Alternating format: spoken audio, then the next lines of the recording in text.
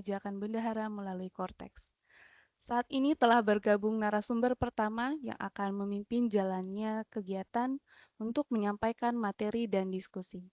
Baik, langsung kita sambut dengan meriah narasumber kita hari ini, Bapak Mahardika Aulia. Bapak Mahardika Aulia, waktu dan tempat kami persilahkan. Baik, Assalamualaikum warahmatullahi wabarakatuh. Selamat siang Bapak Ibu sekalian.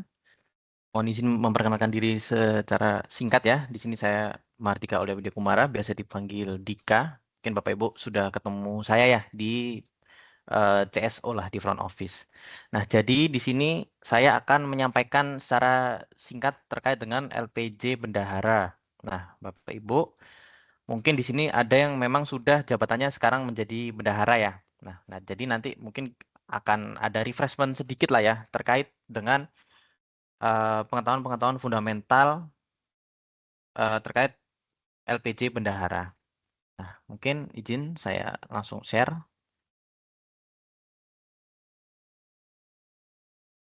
Oke.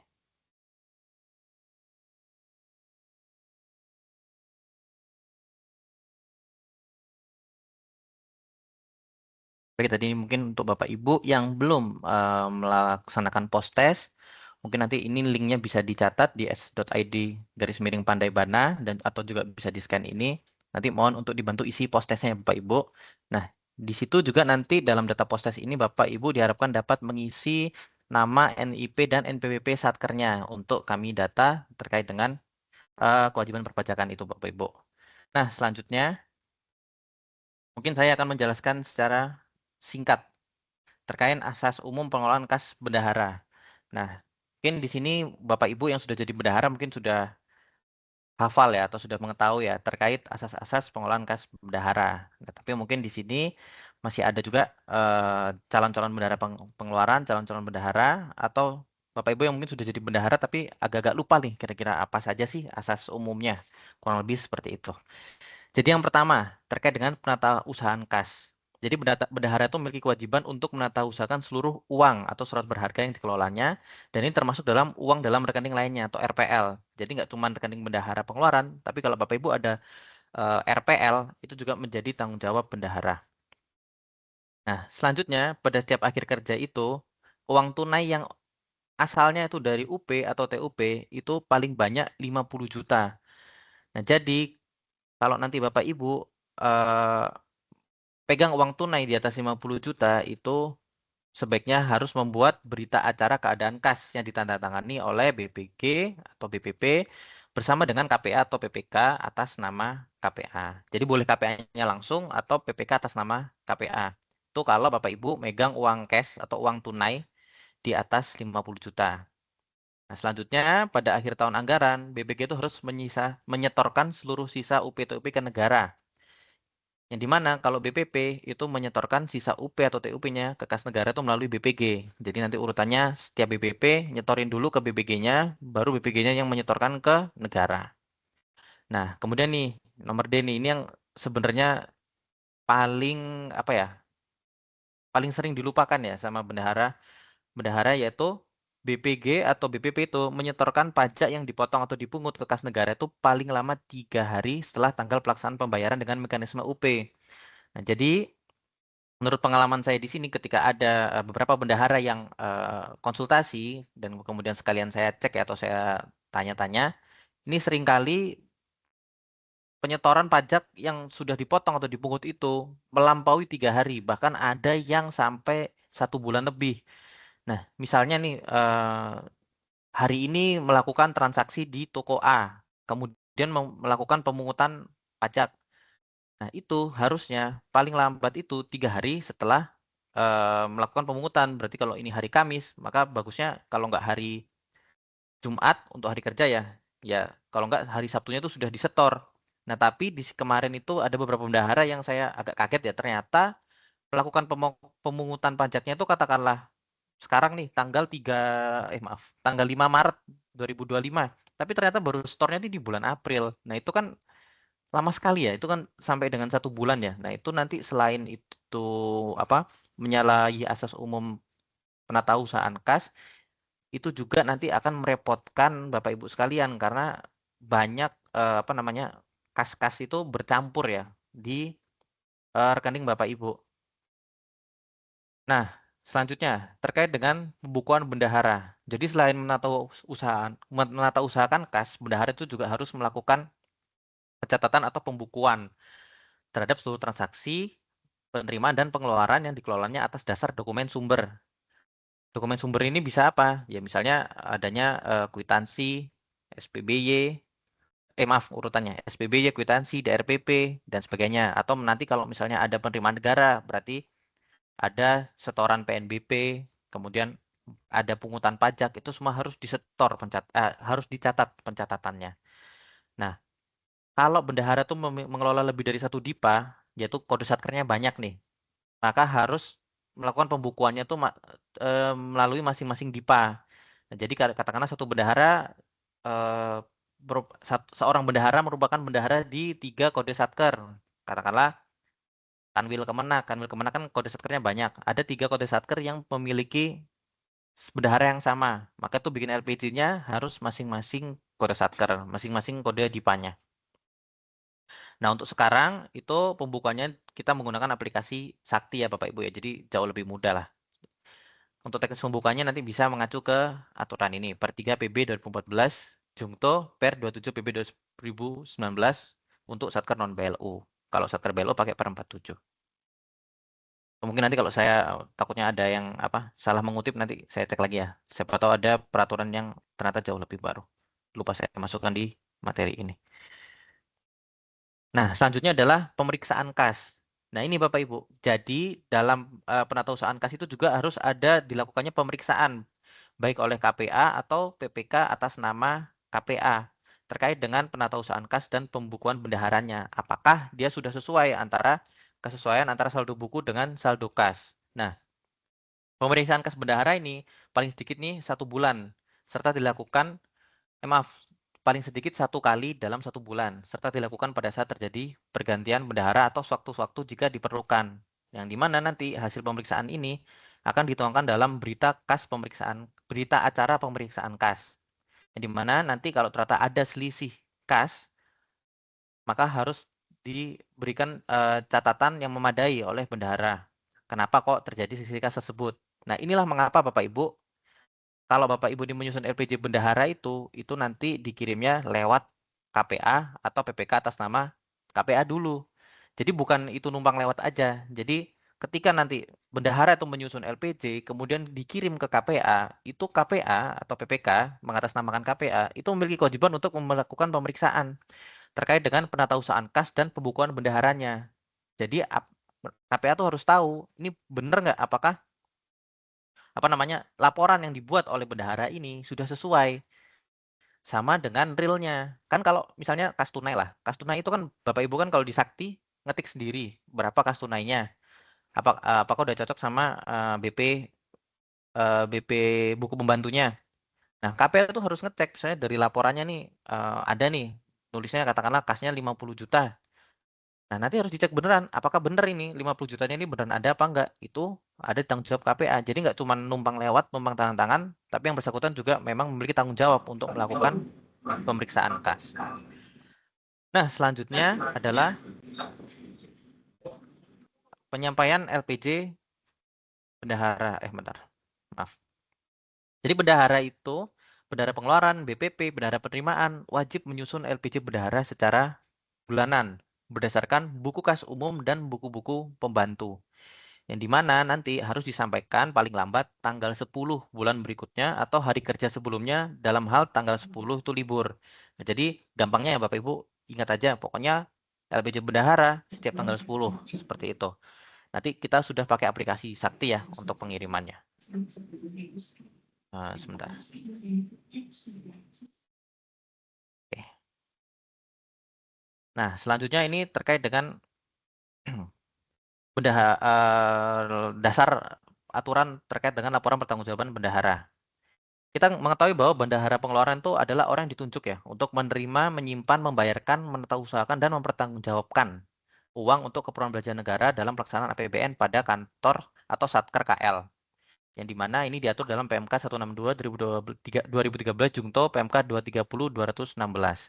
Yang dimana pada UU nomor 17 pasal 35 ayat 2 UU 17 tahun 2003 itu bendahara wajib menyampaikan laporan pertanggungjawaban kepada BPK. Yang selanjutnya di pasal 31 ayat 1 PP 8 2006 diperjelas lagi bahwa bendahara pengeluaran wajib menata usahakan dan menyusun laporan pertanggungjawaban atas uang yang dikelolanya dalam rangka pelaksanaan APBN. Seperti itu. Yang dimana nanti LPJ disampaikannya ke KPPN dan BPK. Nah, kurang lebih seperti ini. Dalam penyusunannya itu disusun secara bulanan ya, berdasarkan buku kas umum dan buku-buku pembantu. Yang dimana LPJ Bendahara disusun sesuai format pada Per 27 PB 2019 dengan melampirkan 4 hal. Yang pertama, daftar rincian saldo rekening yang dikelola bendahara. Itu udah otomatis serahkan sakti. Kemudian nomor 2, rekening koran atas rekening yang dikelola bendahara, berita acara pemeriksaan kas dan rekonsiliasi, dan konfirmasi penerimaan negara. Untuk konfirmasi penerimaan negara ini juga sudah otomatis ya, dia ada di Sakti. Nah ini juga sama, LPJ disampaikan ke KPPN paling lambat tanggal 10 bulan berikutnya. Kalau sekarang udah melalui aplikasi Sakti saja.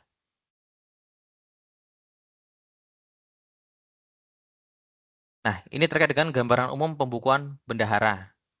Jadi pembukuan bendahara itu adalah pencatatan kejadian atau transaksi keuangan. Jadi setiap ada penerimaan dan pengeluaran kas itu harus dilakukan kegiatan pencatatan oleh bendahara pengeluaran dalam buku kas umum, buku pembantu, dan atau buku pengawasan anggaran dan sebagainya.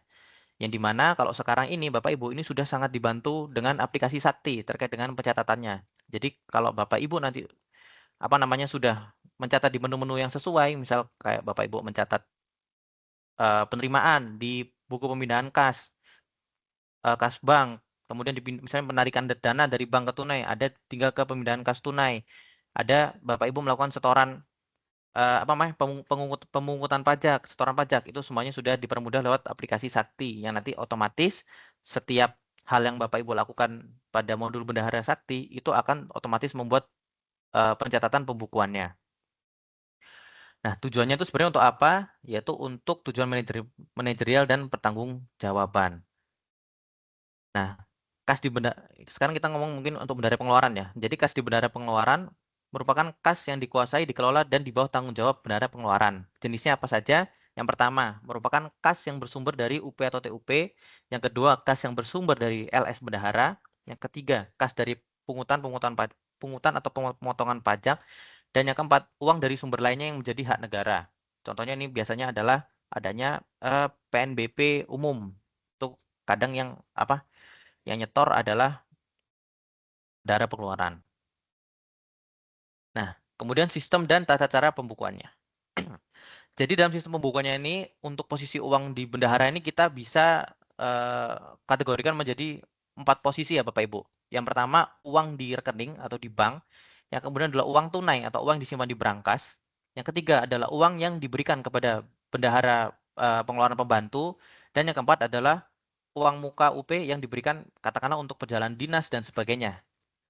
Nah, selanjutnya nanti semuanya itu akan dibukukan dalam buku kas umum, yang dimana nanti akan dipisah lagi menjadi berdasarkan sumber atau jenisnya, yaitu ada UPTUP, LS bendahara pengeluaran, pajak, dan sumber lainnya. Nah, selanjutnya untuk LPJ bendahara ini apa aja sih sebenarnya yang harus dicek? LPJ bendahara ini apa saja sih isinya, apa yang dijelaskan dalam LPJ bendahara? Jadi LPJ bendahara ini dia akan menjelaskan terkait dengan keadaan pembukuan, bagaimana Bapak Ibu apakah sudah sesuai melakukan pencatatan atas segala macam transaksi yang dilakukan, baik bendahara pengeluaran maupun bendahara penerimaan. Nah, yang kedua adalah keadaan kas. Jadi apakah kasnya ini sudah sesuai atau dalam tanda kurung masuk akal antara keadaan kas di awal bulan sekarang dibandingkan dengan akhir bulan sekarang. Kemudian bagaimana kasnya ini, berapa pemasukan kasnya, sumbernya dari mana aja, dan apa saja pengeluaran kasnya. Kemudian ketiga adalah rekonsiliasi internal. Jadi dalam LPJ itu juga nanti akan ada perbandingan pencatatan bendahara pengeluaran dengan pencatatan akuntansi atau GLP. Biasanya nanti kalau Bapak Ibu bikin LPJ, dia ada tulisannya itu WAKPA ya. Jadi WAKPA itu adalah unit akuntansi keuangan. Jadi Bapak Ibu nanti akan dicocokkan, sama nggak ini pencatatan secara kas yang dilakukan oleh bendahara, basis kas, penatasan bendahara, sama dengan pencatatan secara akrual oleh akuntansi dan akuntansi GLP. Dan yang keempat adalah penjelasan atas selisih. Jadi apakah ada selisih, misalnya uang tunainya itu di buku BKU-nya, di pembukuannya ini catatannya ada 1.050.000 rupiah. Kemudian waktu kita di kasnya ternyata nggak ada 50 rupiahnya, cuma 1 juta aja. Nah itu berarti bisa diselisih bahwa 50 rupiah tersebut merupakan selisih yang tidak adanya uang kecil, itu contohnya lagi. Nah ini ya contoh format dari LPJ tersebut. Nah ini bisa kita lihat, jadi di sini akan ada informasi dasar terkait dengan KL-nya. Kemudian selanjutnya ada tabel yang di sini menjelaskan keadaan pembukuannya. Jadi misalnya dalam buku pembantu kas nanti dijelaskan BP kasnya berapa, BP uang mukanya berapa, BPP-nya berapa, saldo awalnya berapa, penambahannya berapa, pengurangannya berapa, dan saldo akhirnya berapa. Kemudian nanti juga ada penjelasan terkait dengan berdasarkan sumber-sumber dananya, misalnya ada BPUP, BPTUP, LS bendahara, pajak, hibah, dan sebagainya. Nah, nanti dia akan menjelaskan ya, kira-kira bagaimana perjalanan pembukuan kas itu dari saldo awal, penambahan, pengurangan, sampai dengan saldo akhir. Apakah ini memang sudah sesuai gitu. Nah, selanjutnya juga ada keadaan kasnya. Seperti bisa dilihat di poin nomor 2. Keadaan kas pada akhir bulan pelaporan. Berapa uang tunai di brankas, berapa uang rekening di bank. Nah, kemudian nanti yang ketiga pengecekan selisih kas. Berapa saldo akhir BP kas dan berapa jumlah kasnya. Ini contoh dia ada selisih Rp59. Berarti ada kemungkinan tidak ada perbedaan karena tidak adanya uang kecil. Kemudian nomor 4, itu hasil rekonsiliasi internal dengan WAKPA. Nah, jadi ini dia akan membandingkan antara pembukuan bendahara dengan pencatatan di modul GLP ya, akuntansi. Nah, ini kalau dari contoh yang ini dia hasilnya 0. Kemudian yang B, apakah ada TUP? Kemudian C, apakah ada saldo lainnya? Nah, ini juga ada saldo lainnya menurut WAKPA. Dia juga dibandingkan dengan bagian akuntansi dan pelaporannya. Nah, ini contohnya keadaan pembukuannya. Jadi nanti akan sebentar. Oke, nanti akan betul-betul di sini dijelaskan. Jadi Bapak Ibu tahu, oh ini saya benar nih secara kas, bentuk kas, bahwa saldo awal saya segini, penambahannya segini, pengurangannya segini, ini sudah betul. Saldo akhirnya berapa. Kemudian nanti misalnya mau tahu nih dari BPKS ini sumbernya dari mana saja perubahan kas tersebut. Oh ini BP ternyata 1,1 jutanya dari uang persediaan, sisanya BP lain-lain 4,1 juta. Kemudian ada penambahan 179 juta dari UP. Oh ini berarti mungkin ada SPM GUP. Kemudian pengurangan 171. Oh ini juga ada pertanggungjawaban ya GUP dengan saldo akhirnya berapa dan sebagainya.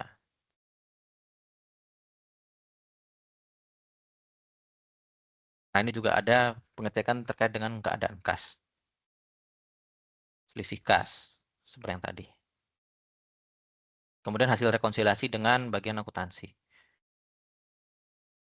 Nah, ini contohnya. Diberikan penjelasan di poin 5, bahwa tidak adanya pecahan uang kecil. Nah, kemudian Bapak Ibu ya, mungkin secara pembukuan itu juga saya mau mengingatkan bahwa Bapak Ibu kalau bisa melakukan pembukuan itu secara segera, agar nanti tidak ada pembukuan yang terlewat. Jadi berdasarkan pengalaman saya di front office ketika ada bendahara-bendahara satker yang konsultasi, kebingungan, Mas ini kenapa kok LPJ saya ini ada selisih? Mas ini saya bingung nih selisihnya dari mana dan sebagainya. Itu ternyata beberapa permasalahan disebabkan karena bendahara ini melakukan pembukuan di aplikasi Sakti itu jauh jauh-jauh hari dari transaksi realnya. Kayak misalnya katakanlah saya ini seorang bendahara, saya di sini di hari Kamis ini saya melakukan transaksi pembelian barang, pembayaran kwitansi lah. Nah, tetapi dalam pembayaran kwitansi itu ternyata prosesnya banyak. Saya harus melakukan penarikan uang kas tunai. Kemudian baru bisa membayarkan kwitansi. Artinya kan secara pembukuan itu kan stepnya kan ada banyak. Yaitu yang pertama kita mencatat pemindahan kas bank ke tunai. Habis itu yang selanjutnya adalah kalau SPB kan dari BPK ya. Kemudian mencatat kwitansi dan sebagainya. Nah, ternyata saya lupa membukukan satu transaksi kecil itu. Saya di hari itu juga saya tidak melakukan pembukuan. Selanjutnya saya lupa. Ternyata saya langsung bukukan transaksi yang itu saya lupa bukukan. Nah, itu kan nanti akan susah. Jadi ada baiknya Bapak Ibu kalau sudah melakukan transaksi misalnya pembinaan kas, hari ini ngambil uang tunai 500.000. Berarti kalau bisa di hari itu juga dilakukan pencatatan. Mungkin yang nggak susah kalau adanya pembayaran ke ini ya, apa namanya, banyak orang ya. Misalnya kayak pembayaran honor perjadin. Nah, kalau ada honor perjadin misalnya totalnya katakanlah banyak ya, ada rapat, rakor dan sebagainya, 40 orang perjadinya. Itu kan memang nggak susah. Nah, kalau bisa itu mungkin tidak usah di hari yang sama, tapi coba diselesaikan sama halnya seperti apa namanya standar waktu setoran pajak dalam 3 hari kerja segera diselesaikan. Biar nanti nggak ada yang terlewat, nggak ada yang lupa. Biar nanti kalau apa dalam di akhir bulan, di awal bulan berikutnya mau bikin LPJ, nggak bingung kalau ada selisih seperti itu. Nah ini ada lagi contoh permasalahan LPJ bendahara pengeluaran. Nah seringkali itu kita melihat bahwa adanya saldo tidak valid. Jadi ada merah nih. Biasanya itu buku kas umum, kas tunai, buku UP itu tidak valid karena ada perbedaan saldo awal di bulan sebelum dan di bulan ini. Nah, ini biasanya karena adanya perekaman yang dilakukan setelah periode LPJ sebelumnya divalidasi. Misalnya, kan ini bulan apa ya? Ini bulan Maret ya. Berarti kan kita kan ngelakuin LPJ Februari. Nah, ternyata Bapak Ibu ini sudah ngirim LPJ Februari di tanggal 3 Maret kemarin. Nah, tetapi ternyata Bapak Ibu ada yang lupa nih. Lupa apa namanya? Lupa mencatat transaksi bulan Februari. Padahal bulan apa LPJ-nya sudah LPJ Februari sudah dikirim di bulan apa tanggal 3 Maret sudah divalidasi sama KPPN, tapi Bapak Ibu mencatat lagi transaksi yang baru dengan tanggal Februari. Nah, itu nanti akan membuat masalah ketika Bapak Ibu membuat LPJ Maret. Karena saat membuat LPJ Maret, itu saldo awal Februarinya, saldo akhir Februarinya berbeda dengan saldo awal Maretnya. Nah, kalau kayak gitu, solusinya harus KPPN harus menolak LPJ Februari terlebih dahulu, membatalkan validasi, kemudian Bapak Ibu harus mengirim ulang. Jadi Bapak Ibu sebelum mengirim LPJ bendahara, pastikan nanti semua transaksi di bulan itu sudah diselesaikan, sudah dicatat, jangan sampai ada yang kelewat seperti itu. Nah, selanjutnya yang paling sering juga adalah saldo UP tidak valid. Nah, jadi biasanya nanti ini tuh di muka bendahara muka LPJ bendahara pengeluarannya ini untuk yang saldo itu tulisannya saldo warna merah lah ya, saldo tidak valid. Tapi ketika diklik dalamnya kok hijau semua, Mas, nilainya sama. Nah, ini coba nanti dicek apakah masih ada transaksi SP2D, UP, TUP, GUP, GUP nihil atau PTUP yang belum dicatat SP2D-nya. Jadi nanti apa namanya? Kalau ada yang belum dicatat, itu harus dicatat dulu. Nanti kalau sudah disimpan ulang, insya Allah nanti otomatis sudah langsung hijau, sudah aman. Nah, selanjutnya adalah saldo bank tidak valid. Jadi saldo tidak valid itu dapat diakibatkan ketika rekening koran dan kas bank itu nggak sama. Nah, jadi kan kalau hasil pemeriksaan saldo rekening bank ini kan diketik sendiri. Misal Bapak Ibu ngetiknya di sini sama nih sama pencatatan sakti 6,5 juta sekian. Tapi ternyata waktu melampirkan rekening koran kita ngecek sama rekening koran Bapak Ibu kok ini hasil pemeriksaannya 6548802 kok di rekening korannya cuma 6.500.000 nih, 48 ribunya kemana? Nah, itu pastikan nanti yang diisi di sini hasil pemeriksaannya angkanya sama dengan rekening koran.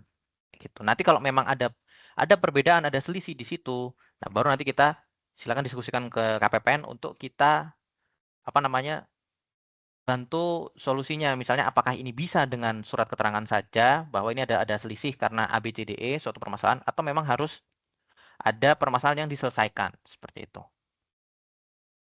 Nah, selanjutnya juga saldo tunai tidak valid. Nah, nanti kalau ini tidak valid, maka pastikan seluruh transaksi tunai sudah tercatat dan hasil pemeriksaan kasnya juga sudah sesuai gitu. Pun nanti kalau ternyata ada selisih, misalnya kecil Rp50.000, Rp100, Rp200 ya, di bawah Rp500 lah, atau di bawah Rp1.000, itu bisa nanti pakai alasan lah penjelasannya bahwa ada yang tidak punya uang kecil itu selanjutnya. Nah, ini sama juga nih kayak tadi. Saldo sudah valid tapi masih merah.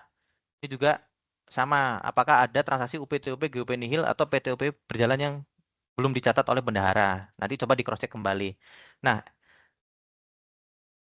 Bapak Ibu juga kalau ada SP2DLS bendahara yang belum dicatat, nah itu juga nanti sama. Nanti dia validasinya akan menjadi saldo belum valid.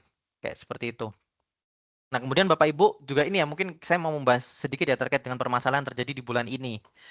Jadi Bapak Ibu mungkin di sini bendahara pengeluaran sudah Boleh menyusun langsung nanya nih Mas. LPJ bendahara Izin. pengeluaran. Izin Pak, nanti sesi diskusi ada sendiri ya Pak ya? Iya. Oh iya, iya.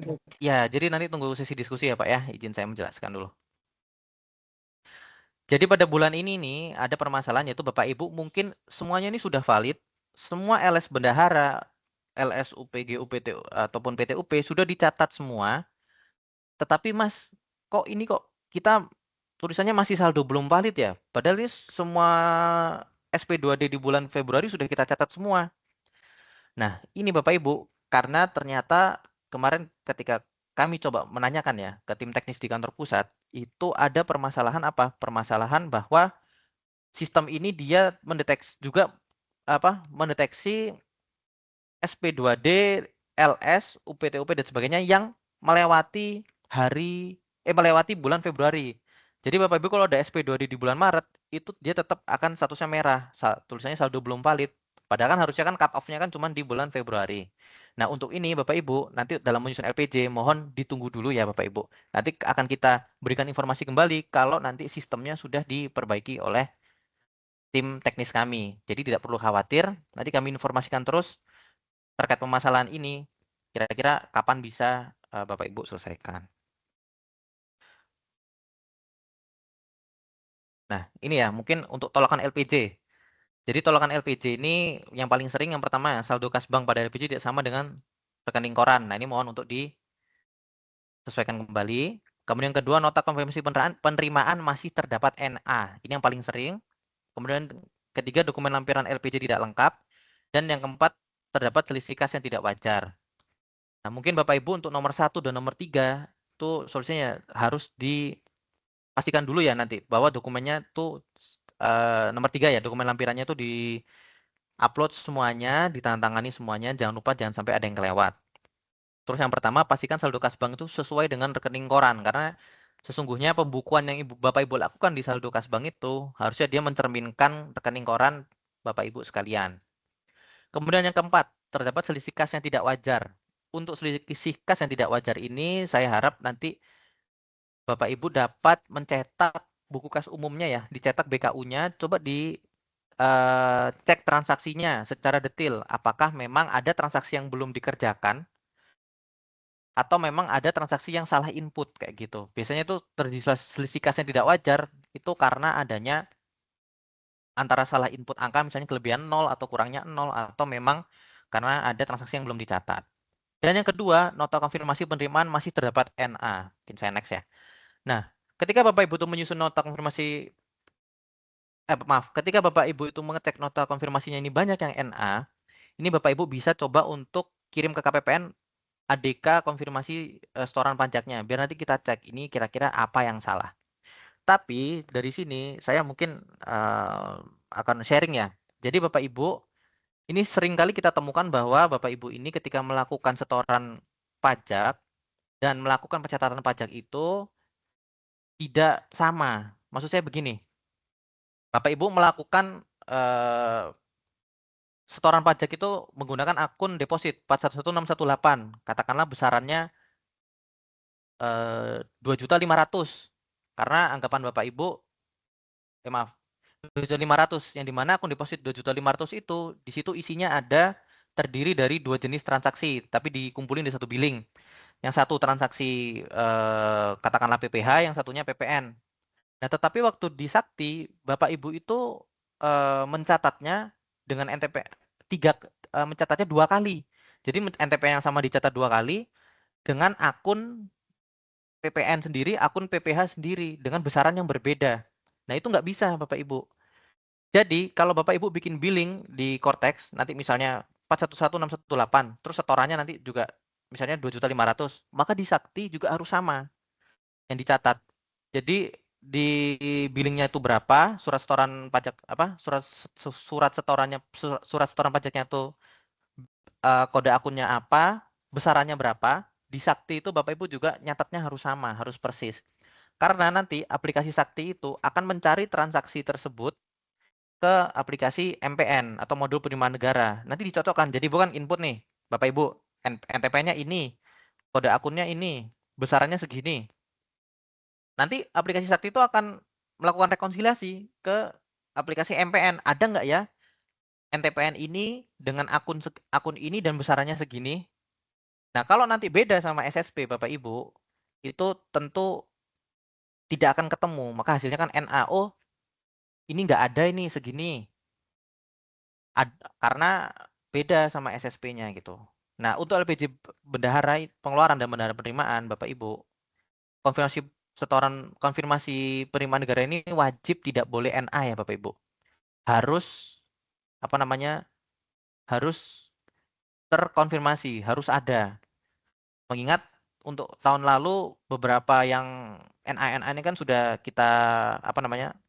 Mungkin beberapa kita maafkan dan kita pakai mekanisme khusus. Nah, karena ini di awal 2026, kami harap, ini kan masih bulan Februari ya, kami harap nanti kalau ada permasalahan terkait NA itu segera diselesaikan, jangan sampai ada konfirmasi penerimaan negara yang NA lagi. Kurang lebih seperti itu. Nah, mungkin ini ya, contoh cara penginputannya ya, mungkin singkat saja. Jadi memang ada beberapa cara terkait penginputan kalau Bapak Ibu pakai akun 411618 atau akun deposit. Misalkan Bapak Ibu ketika menghitung pajaknya PPh-nya 50, PPN-nya 200.000. Kemudian di SPBY itu Bapak Ibu karena di Sakti itu kan catat akun cuma bisa 1 kali. Bapak Ibu bisa nanti 411618 di SPBY cuma dicatat PPh-nya saja 50.000 untuk pungutannya. Nanti rekam lagi pungutan PPN-nya yang 200.000 itu pakai sumber datanya bukan SPBY tapi potongan pajak lain-lain. Cuma nanti biar gampang di keterangannya boleh dikasih keterangan apa nomor SPBY-nya. Jadi nanti Bapak Ibu ada 2 pungutan pajak, yang satu pungutan pajak yang nempel di SPBY, yang satu di pajak lain-lain. Nanti Bapak Ibu misalnya katakanlah nyetornya masing-masing, PPN sendiri 50.000, PPh sendiri 200.000 misalnya ya. Nah, nanti Bapak Ibu sehingga waktu nyata di Sakti itu match semua kode billingnya ada. Jadi nggak mungkin nanti NA. Selanjutnya, misalnya Bapak Ibu campur PPh sama PPN-nya dicampur jadi satu kode billing di maka itu nanti bisa di SPBY dicatat jadi satu pungutan langsung total 411618 per 100 250.000. Nanti pungutan pajaknya juga dicatatnya cuma sekali merujuk ke SPBY, setoran pajaknya cuma sekali. Nah, ini mungkin yang bisa dibilang paling mudah ya, seperti ini. Nah, yang selanjutnya lagi caranya, Bapak Ibu ngitung PPh atau PPN-nya masing-masing di total 250.000. Kemudian Bapak Ibu bikin SPBY-nya seperti ini. Apa namanya? SPBY 50.000 dengan pungutan pajaknya 50.000 dikaitkan ke SPBY. Kemudian satu lagi lain-lain 200.000, tapi dibayarkannya jadi satu setoran pajak, satu kode billing jadi 250.000. Ini juga bisa. Nanti Bapak Ibu bikin SSP-nya atas 2 pungutan pajak dengan satu SSP. Bisa, itu nggak akan NA juga. Dan sebagainya ya. Nanti Bapak Ibu mungkin ini variasinya banyak, nanti mungkin bisa dibaca langsung di PPT-nya. Nah, jadi mungkin kita mengingatkan kembali ya terkait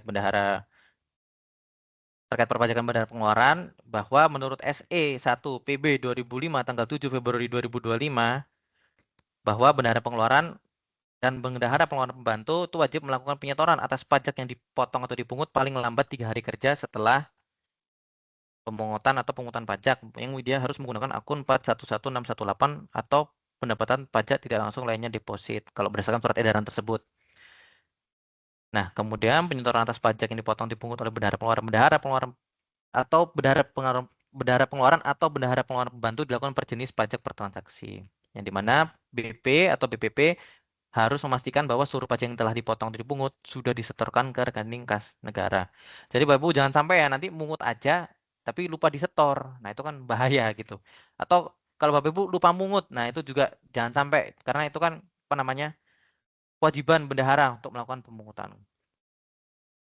Nah, mungkin ini ya nanti ada workflow-nya atau alurnya kalau Bapak Ibu mau membaca nanti ada di PPT. Tata caranya kurang lebih seperti ini. Oke. Ini langsung post test apa gimana Mbak atau lanjut dulu? Baik, izin Eh, Mas Dika, untuk kegiatan kita hari ini, sesi diskusi mungkin akan kita laksanakan setelah kedua narasumber telah menyampaikan materi. oh ya, oke, siap. Mungkin saya kembalikan ke MC. Terima kasih. Assalamualaikum warahmatullahi wabarakatuh. Baik, terima kasih kepada Bapak Mahardika yang telah menyampaikan materi pada sesi pertama secara jelas dan komprehensif. Selanjutnya, masuklah kita pada materi kedua terkait edukasi korteks atas kewajiban perpajakan instansi pemerintah. Kepada narasumber kami yang kedua dari tim fungsional penyuluh pajak, kami persilahkan. Baik, terima kasih Kak Gisel. Apakah suara saya terdengar jelas? Siap, sudah sangat jelas, Bu. Baik. Pertama-tama, seperti yang disampaikan Pak Dendi tadi, ini jam-jam rawan ya, Bapak Ibu ya. Saya sampaikan apresiasi setinggi-tingginya nih kepada Bapak Ibu Bendahara Instansi Vertikal yang sudah hadir di ruang Teams kita siang hari ini. Ngabuburit bersama kita ya, Bapak Ibu ya. Izin ya, Bapak Ibu. Baik, untuk menambah semangat, saya ada satu pantun nih, Bapak Ibu. Tolong dibantu cakepnya ya, Bapak Ibu ya. 1 ditambah 1 sama dengan 2. 11 Cakep. kali 11 sama dengan 121. Selamat siang, Bapak Ibu semua. Assalamualaikum warahmatullahi wabarakatuh. Waalaikumsalam. Waalaikumsalam warahmatullahi. Baik Bapak Ibu, karena ini udah mulai sore, jadi pembahasan kita untuk yang edisi perpajakan, saya akan coba bahas seringan mungkin ya Bapak Ibu ya. Dan izin juga nanti menyambung materi dari Pak Mahardika tadi, kita akan beranjak ke sesi perpajakan ya Bapak Ibu ya. Saya izin share screen terlebih dahulu.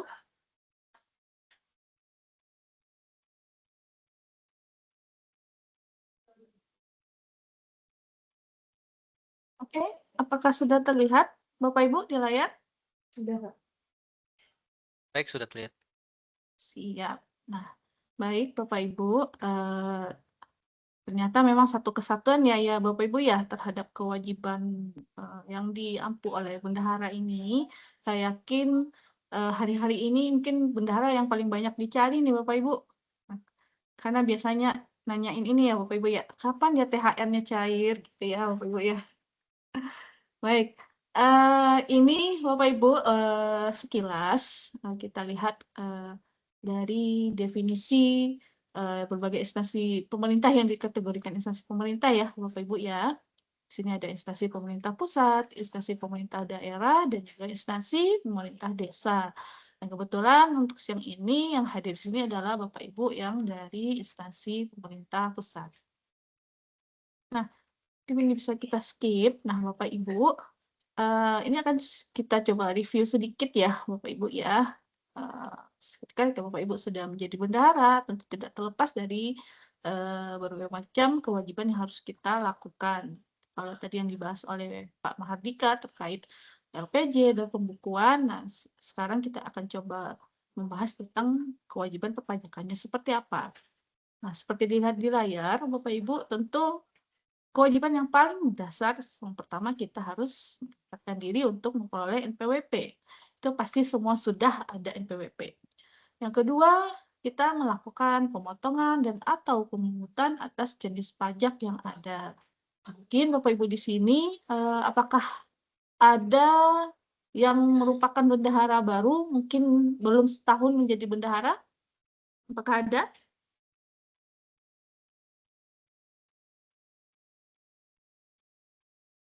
Atau di sini semuanya sudah bendahara lama? Oh, ini dari Kota Pariaman ya, bendahara baru ya, MTSN 3 Kota Pariaman.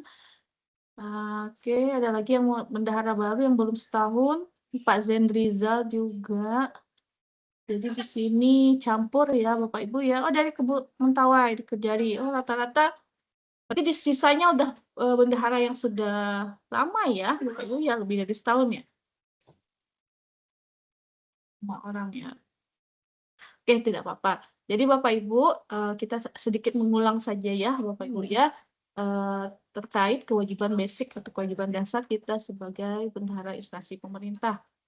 Nah, ini setelah kita melakukan pemotongan dan pemungutan, tentu Bapak Ibu harus membuat yang namanya bukti potong. Nah, Bapak Ibu, sejak 1 Januari 2025, aplikasi yang kita pakai ya Bapak Ibu ya untuk kewajiban perpajakan kita adalah menggunakan aplikasi Cortex. Kita akan bahas sekilas. Dan yang keempat, ini juga kita juga ditugaskan untuk melakukan pengecekan faktur pajak masukan terhadap transaksi kita dengan pengusaha kena pajak rekanan instansi pemerintah. Terus yang pasti yang sudah dilakukan, saya yakin semua di sini Bapak Ibu sudah menyetorkan PPh dan PPNBM yang telah dipotong dan atau dipungut. Saya yakin semua pasti sudah menyetorkan. Tapi untuk yang nomor 7, Bapak Ibu membuat dan melaporkan SPT masa unifikasi, SPT masa PPh pasal 21, dan SPT masa PPN. Nah, ini masih menjadi PR bersama ya Bapak Ibu ya. Jadi untuk kepatuhan instansi pemerintah terhadap pelaporan SPT masa itu masih cukup rendah Bapak Ibu. Mudah-mudahan nanti seiring berjalannya waktu dan mungkin memang Bapak Ibu bisa dimaklumi karena perpindahan sistem ya Bapak Ibu ya dari DJP online ke aplikasi Cortex tentu membutuhkan waktu untuk pembiasaan.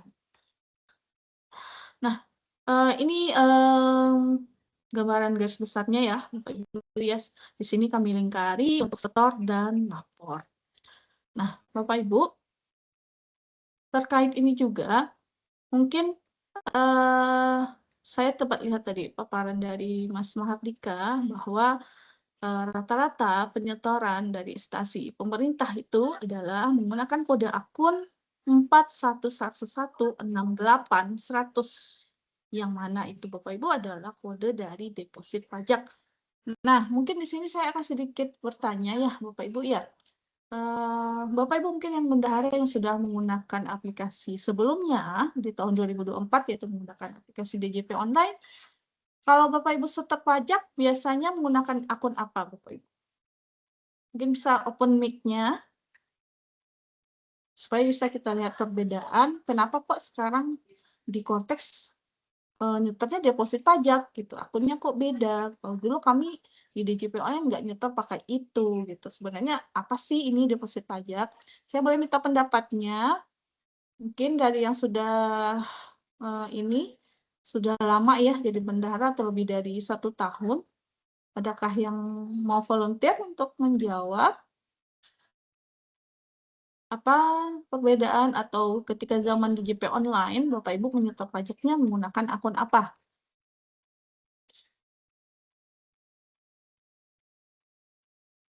Ada yang mau volunteer?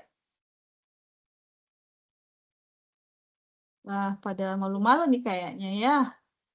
Oke.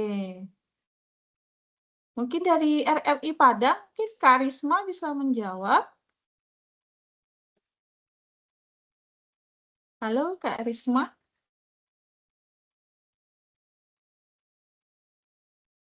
Izin, Bu. Iya, silakan Kak Risma. Kalau sebelumnya untuk PPN kita sepertinya langsung, saya lupa akunnya Ibu, tapi namanya PTN Dalam Negeri langsung untuk PTN. Kalau langsung akun PPN-nya. Iya, Benar. Kalau sekarang Kak Risma rata-ratanya nyetornya pakai apa? akun deposit semua Ibu. Oh, semua akun deposit ya. Oke, kalau untuk RRI sendiri sudah ada lapor SPT masa belum Kak Risma? Sejak zaman Cortex. Sudah Ibu.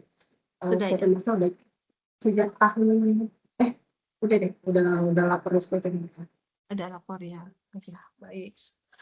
Oke, terima kasih Kak Risma atas tanggapannya.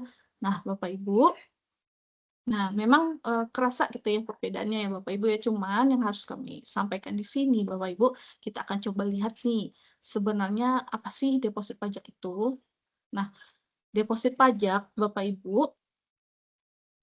kalau berdasarkan pengertian, merupakan fitur agar wajib pajak dapat melakukan pembayaran terlebih dahulu sebelum kewajiban pajaknya timbul.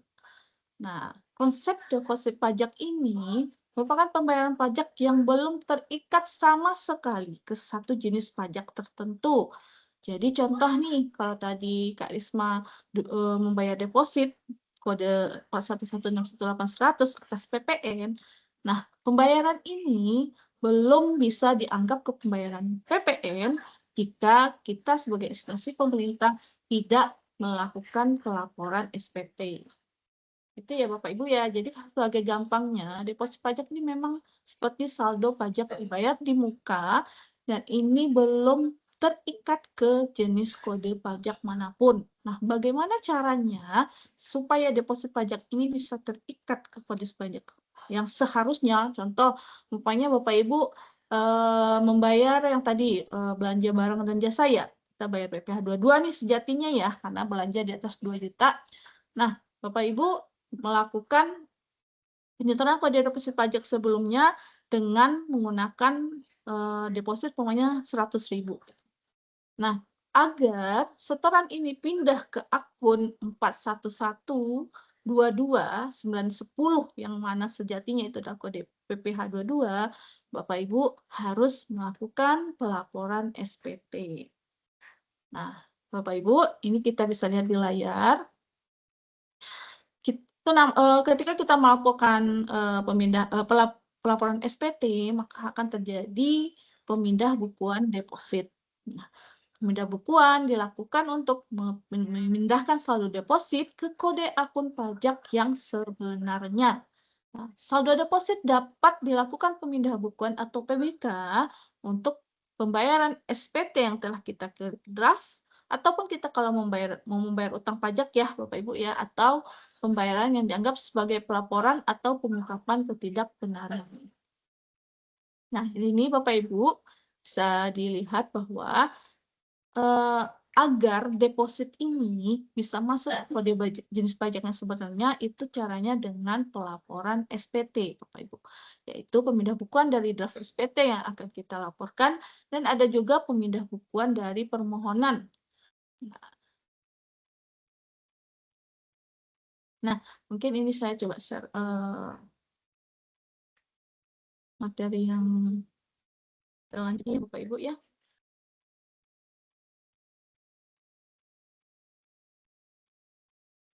Kita coba lihat bagaimana teknisnya agar si deposit ini bisa pindah ke akun yang sebenarnya. Nah, kita coba bahas dulu untuk Cortex ya, untuk skema role access ya Bapak Ibu, mungkin ini sebagai reminder saja Bapak Ibu. Jadi perbedaan mendasar juga dari akses Cortex sekarang adalah kita login menggunakan NIK dari PIC, lalu setelah itu kita melakukan impersonate ke akun instansi pemerintahnya. Nah, Bapak Ibu, siapa saja sebenarnya yang boleh menjadi PIC ini? Di sini disampaikan bahwa kuasa pengguna anggaran, pejabat pembuat komitmen, bendahara pengeluaran, dan sebagainya itu bisa menjadi PIC ya Bapak Ibu ya. Jadi kalau di bendahara itu bisa 3, ada kuasa pengguna anggaran, pejabat pembuat komitmen, dan bendahara pengeluaran. Untuk PIC ini Bapak Ibu lebih kepada akun super user Bapak Ibu. Jadi ketika Bapak Ibu login menggunakan akun PIC dan impersonate ke akun instansi, maka Bapak Ibu bisa melakukan semua fungsi yang ada di Cortex. Sebaliknya, kalau dulu zaman DJP online, Bapak Ibu melakukan login menggunakan NPWP 15 digit ya. Kalau di Cortex Bapak Ibu login menggunakan NPWP instansi pemerintah, maka Bapak Ibu tidak bisa melakukan fungsi dari penandatanganan ataupun lapor SPT. Nah, di Cortex sekarang untuk menandatangani itu kita harus menggunakan login PIC-nya karena nanti akan menggunakan tanda tangan elektronik atau kode otorisasi DJP dalam setiap aktivitas upload putih potong ataupun upload SPT-nya. Nah, ini untuk konsep impersonating mungkin Bapak Ibu sudah sangat familiar ya Bapak Ibu. Kalau kita login pakai NIK, lalu kita impersonate ke akun badannya. Oke, ini pertama kita akan coba lihat dulu dari segi PPN, Bapak Ibu. Nah, Bapak Ibu, biasanya kalau PPN itu erat kaitannya dengan PPh lainnya ya, Bapak Ibu ya. Kalau Bapak Ibu belanja di atas 2 juta, maka Bapak Ibu wajib pungut dan setor atas kewajiban perpajakan untuk PPN dan PPh 22. Nah, Bapak Ibu instansi pemerintah, mungkin Bapak Ibu itu kalau bertransaksi bisa jadi dengan ini ya, PKP atau bertransaksi dengan non PKP ya, Bapak Ibu ya. Nah, Bapak Ibu, jika Bapak Ibu bertransaksi dengan PKP atau pengusaha kena pajak, maka pengusaha kena pajak tersebut akan menerbitkan yang namanya akan menerbitkan yang namanya faktur pajak, Bapak Ibu. Nah, itu wajib hukumnya ya, Bapak Ibu ya. Setiap PKP, pengusaha kena pajak bertransaksi sama kita, dia wajib menggunakan menerbitkan faktur pajak. Dan perlu diperhatikan, kalau transaksi Bapak Ibu dengan rekanan kita di atas 2 juta, maka kode faktur yang akan diterbitkan oleh instansi pemerintah adalah menggunakan kode 020 pada nomor seri faktur pajaknya, Bapak Ibu ya. Tetapi kalau Bapak Ibu bertransaksi dengan PKP atau dengan nilai transaksi di bawah 2 juta, maka kode faktur pajak pada pajak keluarannya itu menggunakan kode 040 ya, Bapak Ibu ya. Nah, ini harus diperhatikan. Dan juga Bapak Ibu, nah bagaimana kalau kami instansi pemerintah tidak bisa atau tidak dalam kondisi bisa bertransaksi dengan PKP? Apakah kami tidak boleh belanja gitu ya Bapak Ibu ya? Apakah kami tidak jadi ini batal nih? Enggak juga ya Bapak Ibu ya. Jadi dalam Pers 11 PJ 2025, jikalau Bapak Ibu instansi pemerintah bertransaksi dengan rekanan yang non PKP yang mana di dalam anggaran kita itu sudah dianggarkan PPN, maka Bapak Ibu harus tetap memungut PPN-nya ya, Bapak Ibu ya. Nah, menggunakan kode apa? Nah, jadi ini beda kodenya ya Bapak Ibu ya. Kalau Bapak Ibu bertransaksi dengan non PKP, maka kita menggunakan kode PPN tanggung renteng Bapak Ibu. Kalau kita cari di ini nanti di pembayaran, itu nanti kita Bapak Ibu bisa search dengan kode akun 4112111108 Bapak Ibu. Bukan akun deposit ya Bapak Ibu ya.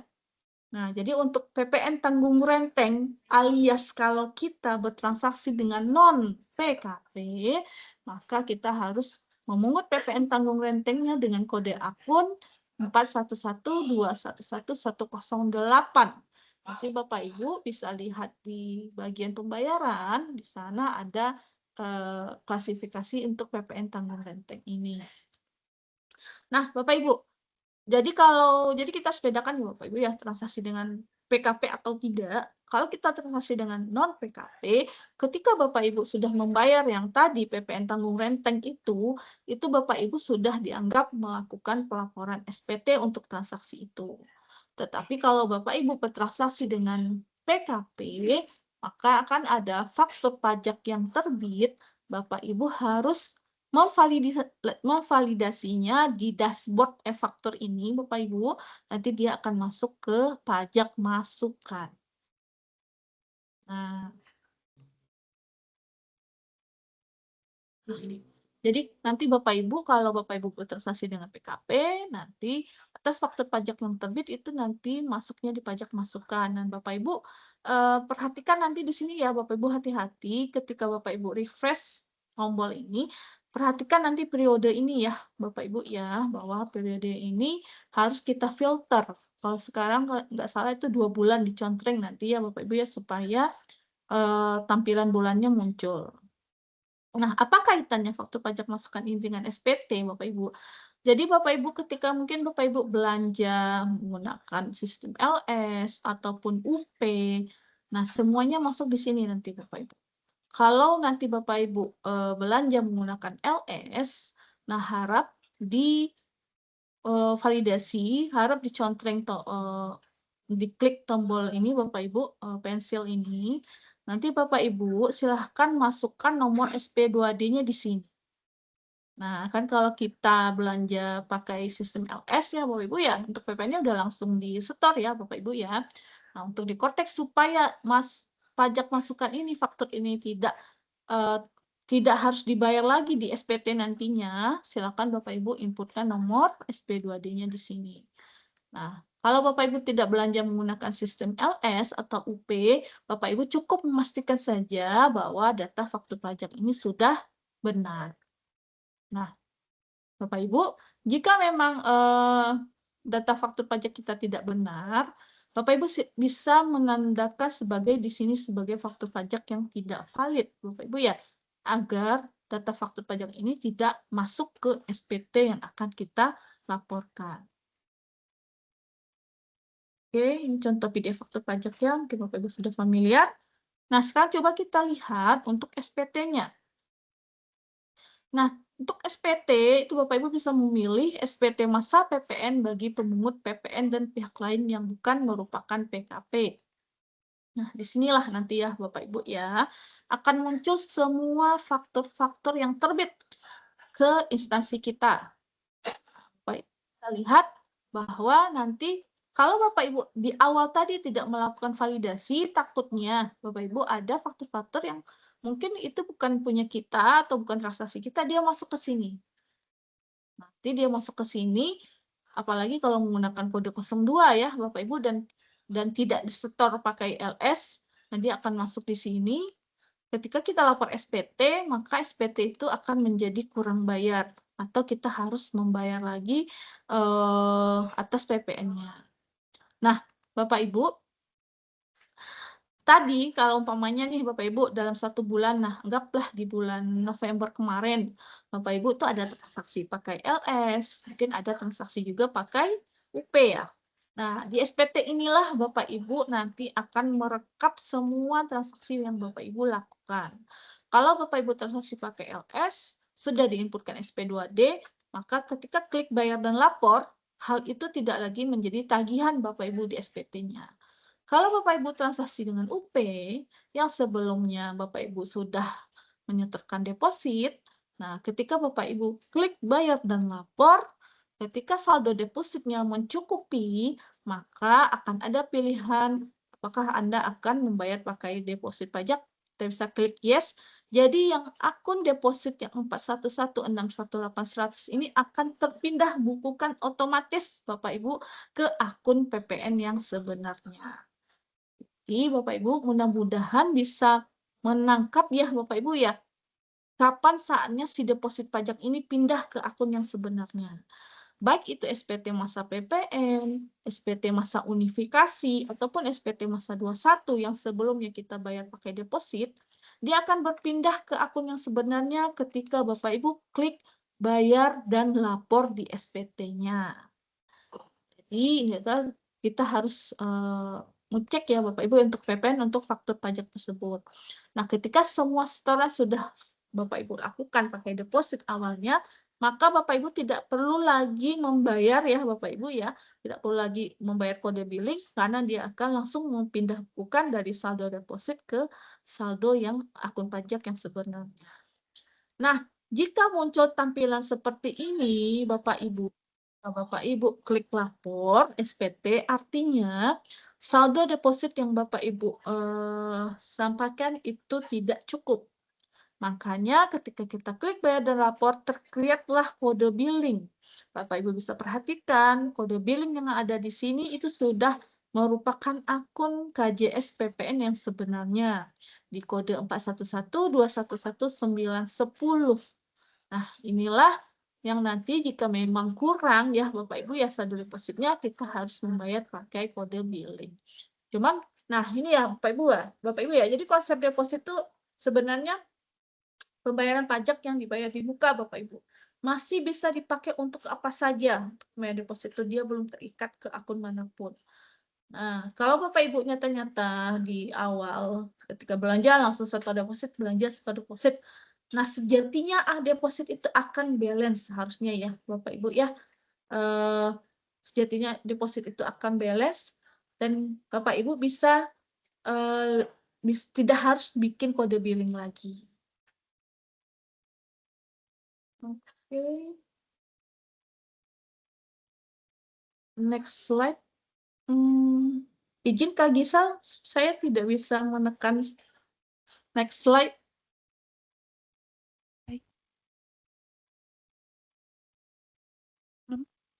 Aku nggak bisa ya?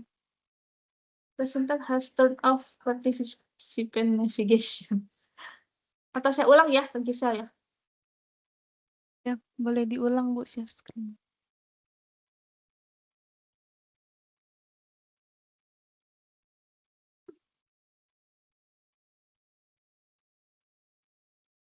Oke. Mohon maaf ya Bapak Ibu ya.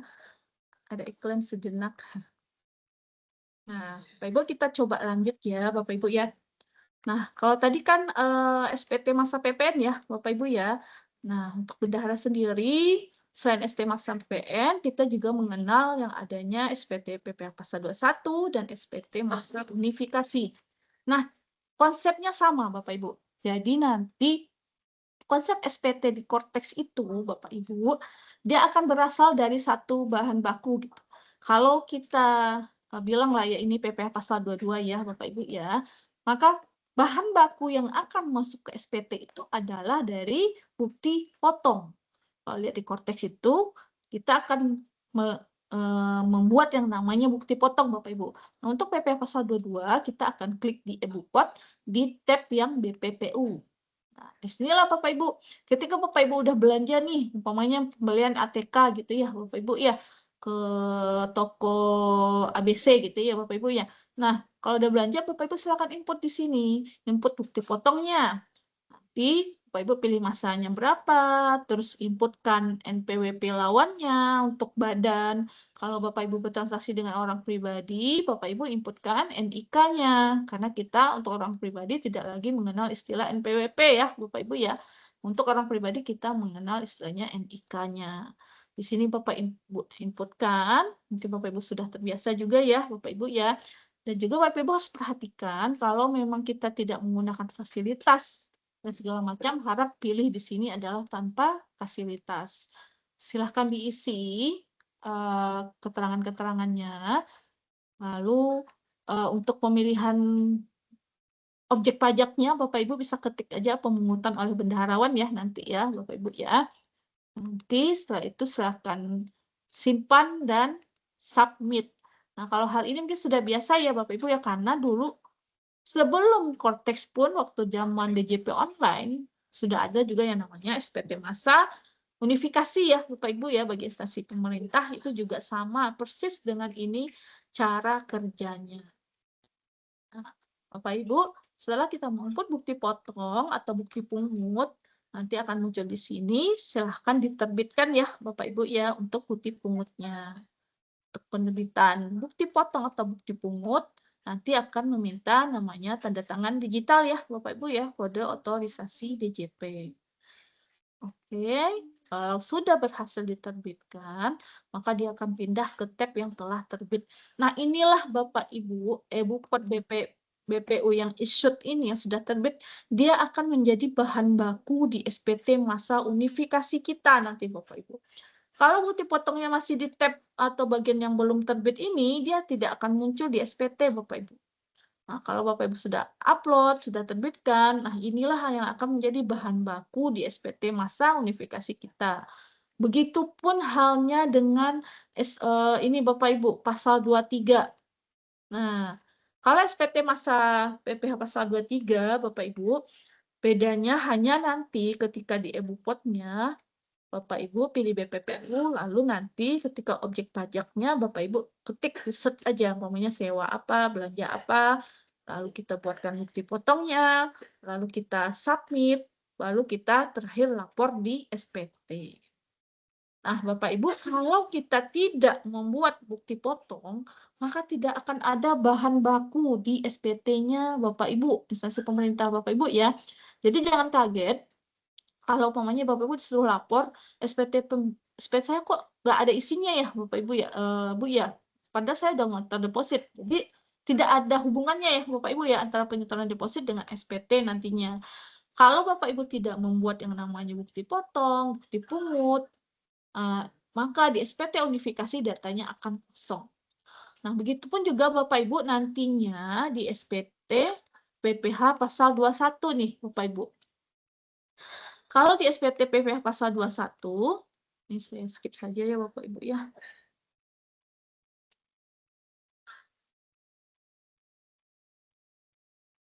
Nah, tadi kita coba sudah bahas PPh 22, PPh 23, PPh 4 ayat 2 atau unifikasi, itu juga sama Bapak Ibu. Bahan bakunya adalah bukti potong. Nah, untuk PPh pasal 21 itu juga sama Bapak Ibu. Untuk SPT masa PPh pasal 21 yang mana kita instansi pemerintah ini biasanya ada dua ini ya Bapak Ibu ya, ada dua rumah kalau untuk instansi pemerintah. Saya share ini aja lah.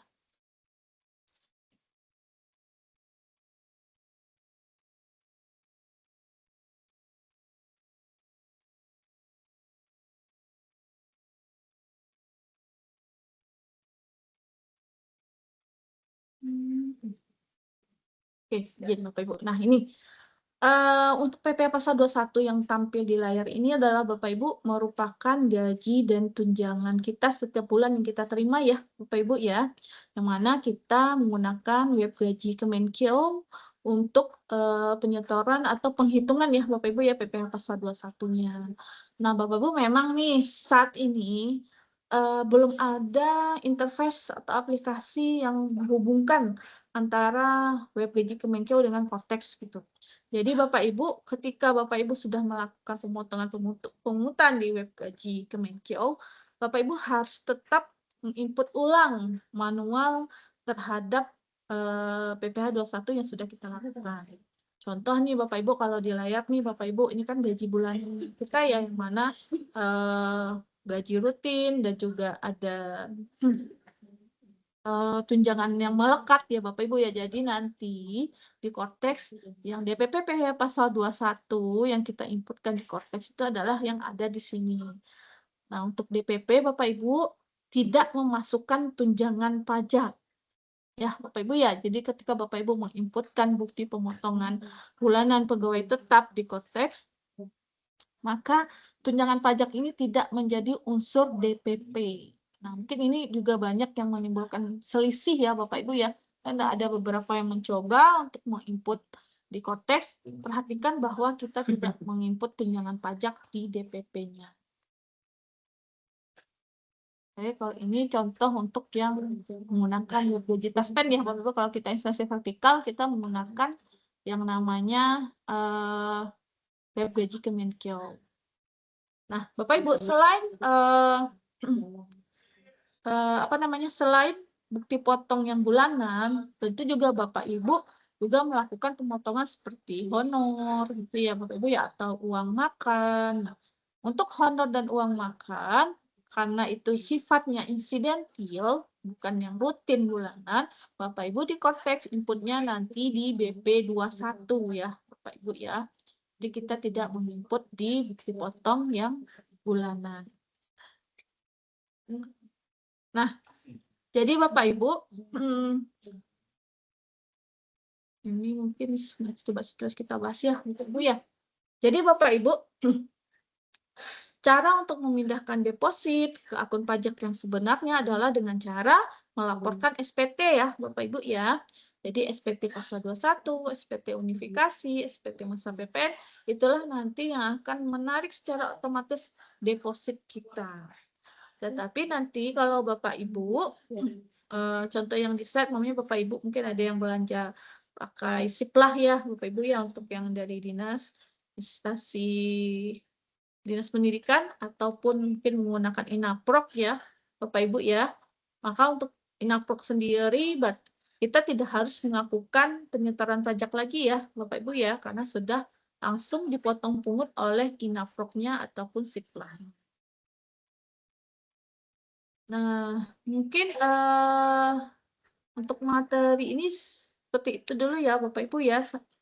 Izin Kak, kalau masih ada waktu 5 menit.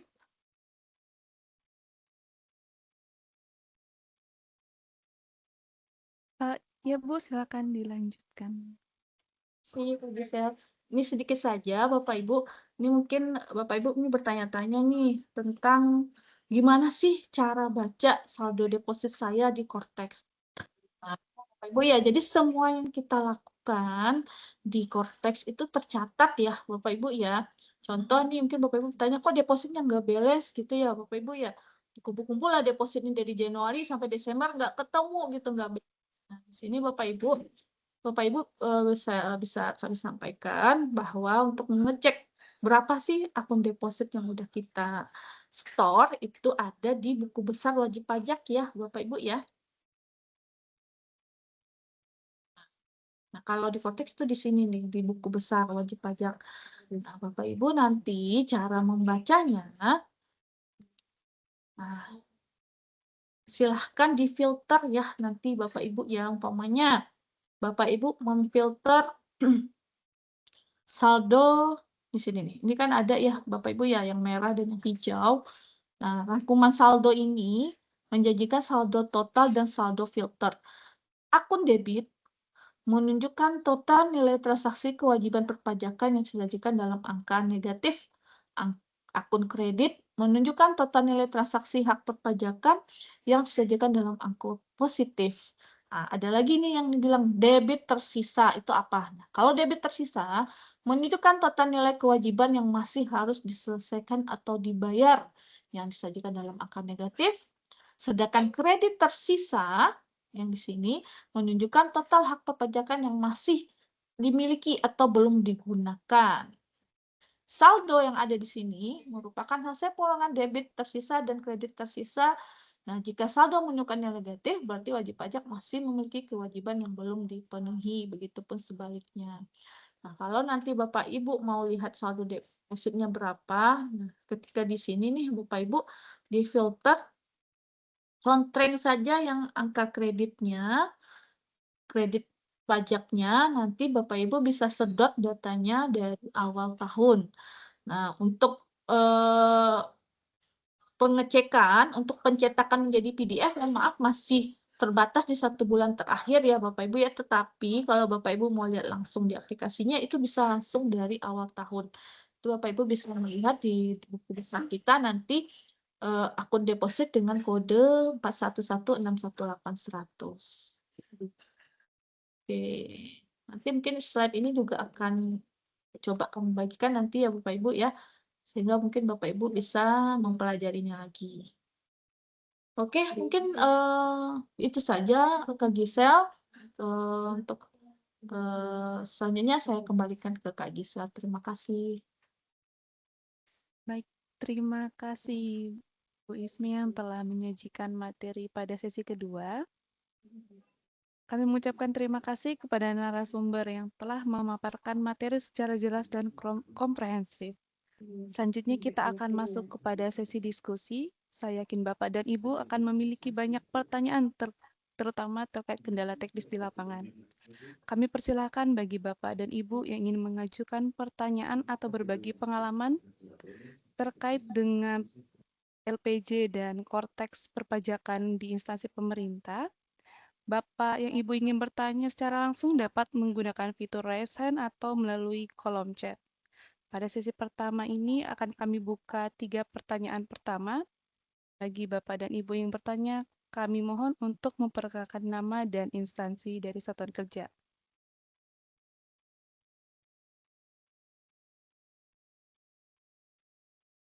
Baik, kepada Ibu Dwi Mega Putri sudah reset, kami persilahkan untuk mengajukan pertanyaan kepada narasumber kami.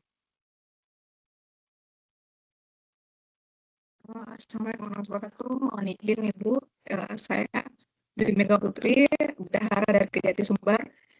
Saya ingin menanyakan satu tentang laporan pungutan pajak yang saya lakukan secara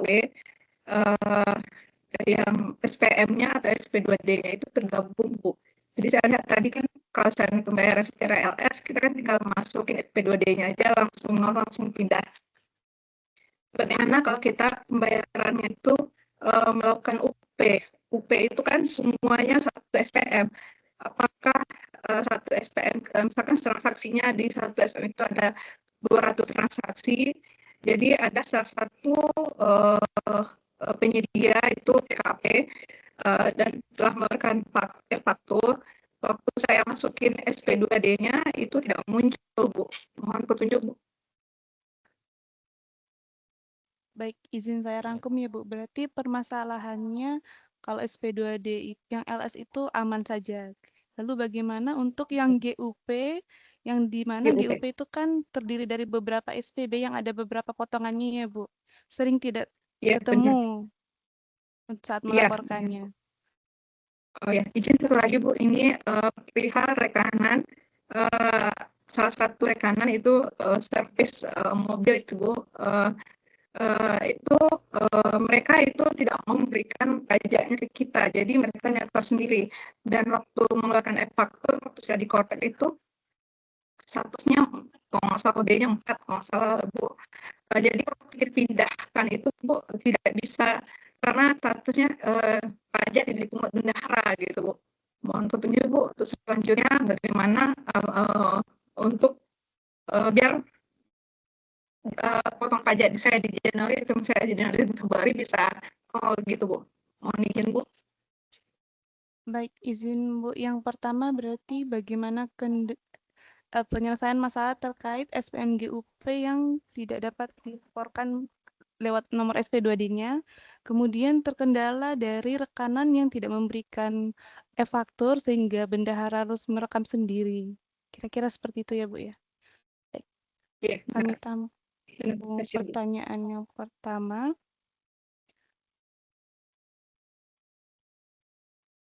Izin kepada narasumber, apakah ingin dijawab langsung atau saya tampung dulu 3 pertanyaan? Coba saya jawab langsung dulu aja Mbak yang bisa saya jawab ya. Baik, silakan Mas. Oke Bu, izin tadi mungkin ini di saya tadi suara Ibu agak putus-putus ya, mungkin saya agak ulangi sedikit ya. Terkait yang pertama, terkait pelaporan pemungutan pajak kalau GUP ya Bu ya. Apakah SP2D GUP bisa? Jadi begini Bu, sebenarnya kalau GUP itu untuk pelaporan perpajakannya kan nggak pakai SP2D ya Bu ya.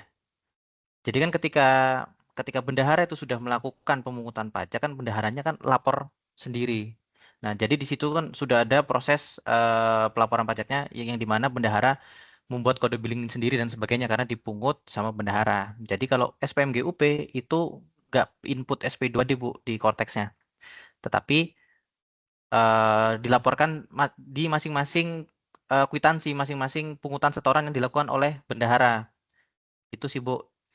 Makanya dia nggak akan bisa langsung di korteks karena memang kan di SP2D-nya tuh nggak ada potongan pajak Bu. Potongan pajaknya tuh dilakukan oleh bendaharanya langsung. Iya, karena pakai mekanisme UP. Kalau mekanisme UP itu berbeda dengan mekanisme SPM LS. Jadi sebenarnya yang dimaksud tuh ketika pajak itu dipotong melalui SPM LS. Jadi bukan bendahara yang mungut, tapi kasarannya ya KPPN yang langsung motong. Jadi nggak ada proses pungutan dan setoran oleh bendahara. Tapi kan ini beda kalau GUP sudah sebelum sampai ke KPPN pertanggungjawabannya sebelum SPM GUP pajaknya itu sudah dipotong maaf, sudah dipungut dan sudah disetor oleh bendahara. Kurang lebih seperti itu untuk pertanyaan yang pertama. Kemudian untuk pertanyaan yang Jadi kedua Mas, tadi, ya, apa Mas? Tapi di Kortek kami muncul Mas, masih ada saldo pajak Mas yang atas transaksi besar tersebut Mas. Jadi saya sebut merek ya Mas, itu Citra Mas. Kami melakukan pembayaran itu melalui GUG Mas, bukan KKP atau LS.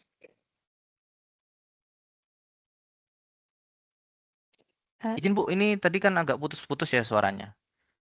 Jadi maksudnya tadi masih ada saldo pajak, tapi itu transaksinya dari GUP bukan LS.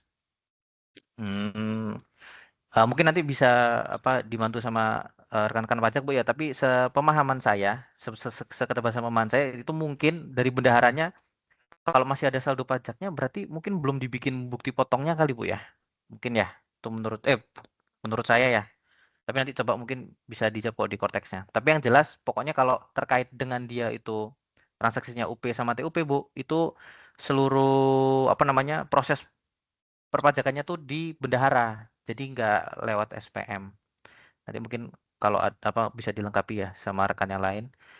Kemudian tadi untuk pertanyaan kedua dulu Bu ya mungkin ya. Salah satu rekanan servis mobil mereka tidak mau satker yang membayar lah Ibu ya.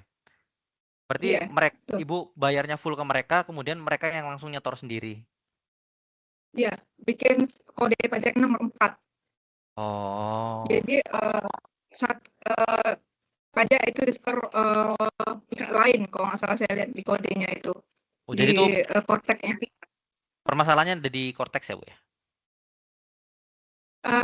Izin Mas, ini juga di Astra juga Mas masalahnya Mas. Jadi mereka juga nyetornya itu dan melakukan efektornya, kodenya bukan kode, seharusnya kan instansi yang memungut dan efektor itu. Berarti Kejati yang bikin. Kalau ini mereka langsung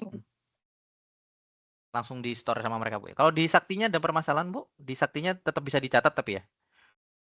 Nggak bisa Mas, nggak bisa. Berarti Mas, kodenya berarti kan statusnya kalau yang bisa kita laporkan itu di SPT Masa itu dengan kode 2. Kode 4 tidak bisa, masih berarti tidak saldo gitu Mas, masih ada rincian-rincian gitu kalau masih ada pajak yang belum dilaporkan di bulan tersebut gitu Mas. Walaupun kita udah bayar sih Mas, cuman fakturnya itu masih ada kelihatan di Kortex saya itu Mas. Oh, izin Bu, mungkin saya konfirmasi. Berarti ini kalau di Sakti, di aplikasi Sakti, apakah ada permasalahan untuk mencatat itu maksud saya? Bisa dicatat kan setorannya Kalau di berarti? saya nggak masalah sih Mas, cuman di pajak pelaporannya saya nggak bisa dinolkan Mas. Oke, baik. Mungkin nanti bisa dibantu ya Mbak sama Mbak Ismi ya terkait dengan aplikasi. Iya. Masanya ada di Cortex Bu ya. Maksudnya di Saktinya bisa dicatat tetap ya. Oke, mungkin izin saya kembalikan ke MC buat ini Mbak.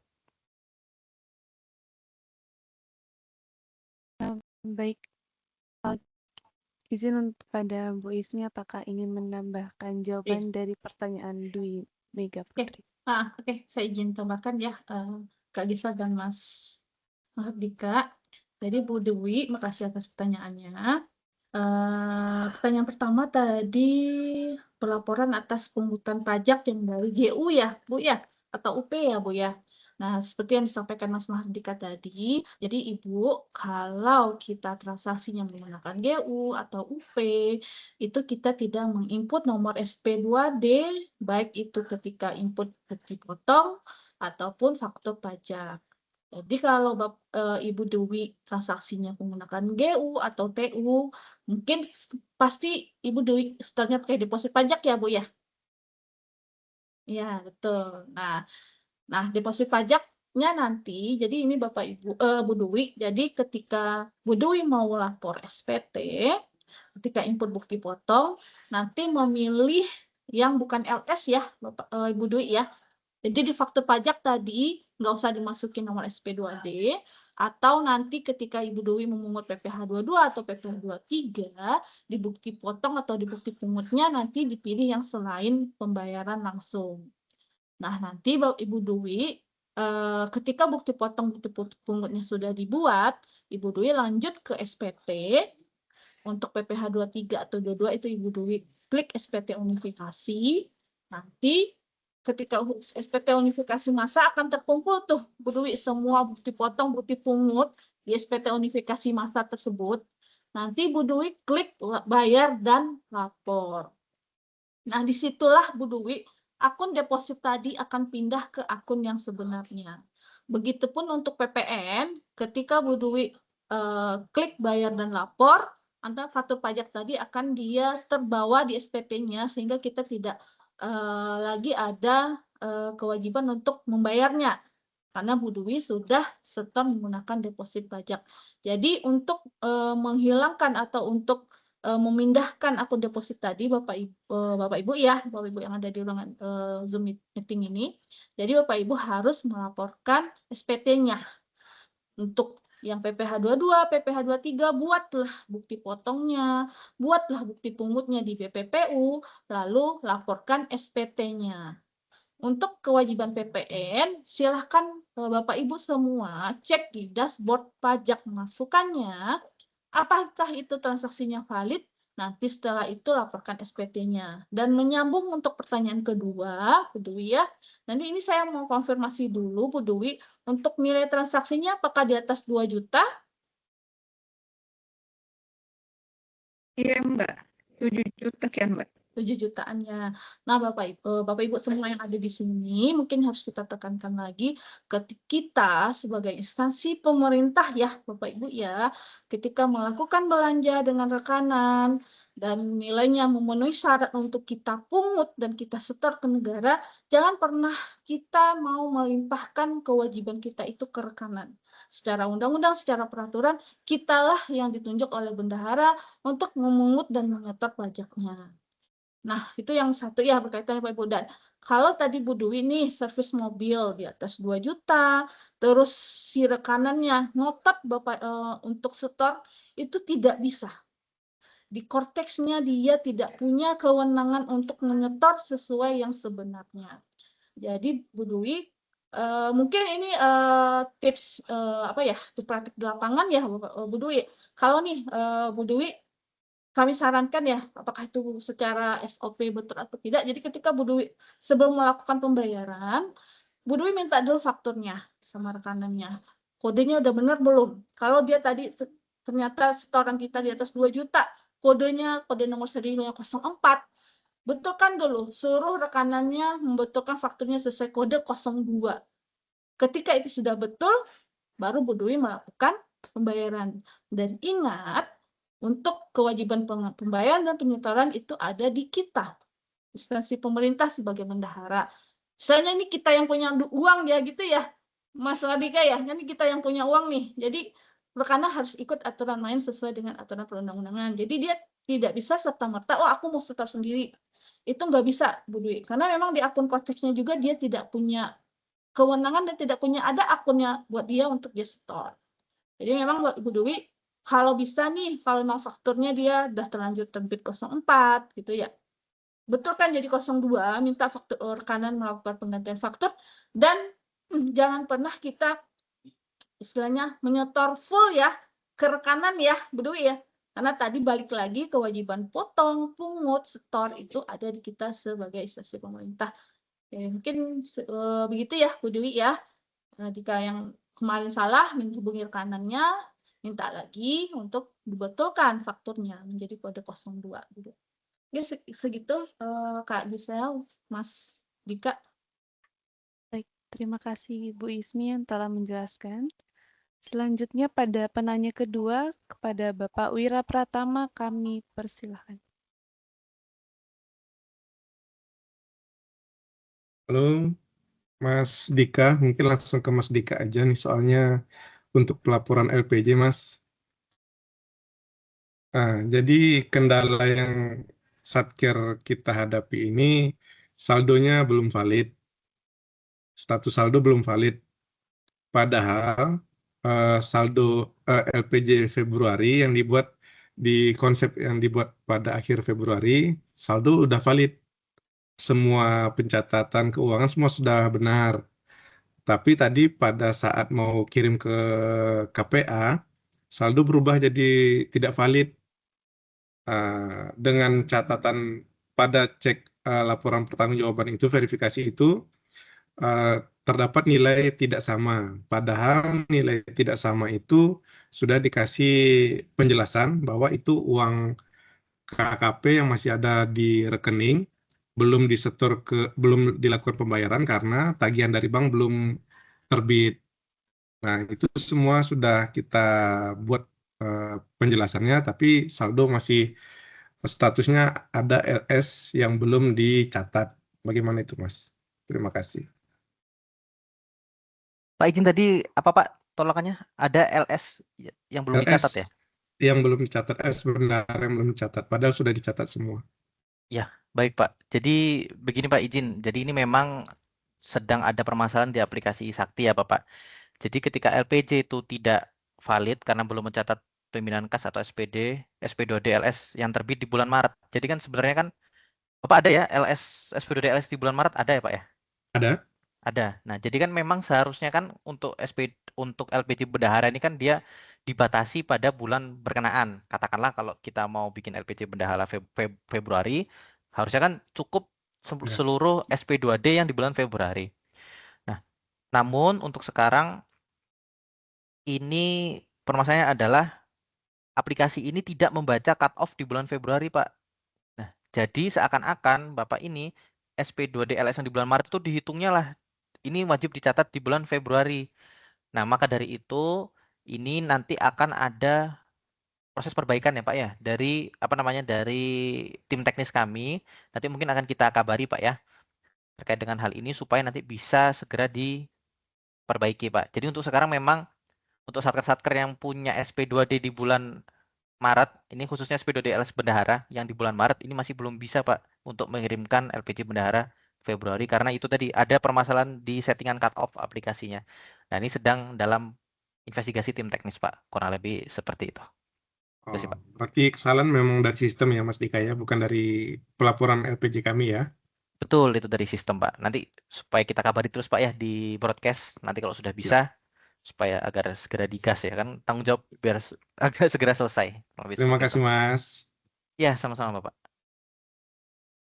Baik, izin Bapak dan Ibu, apabila ada yang ingin bertanya secara langsung dapat menggunakan fitur Raise Hand.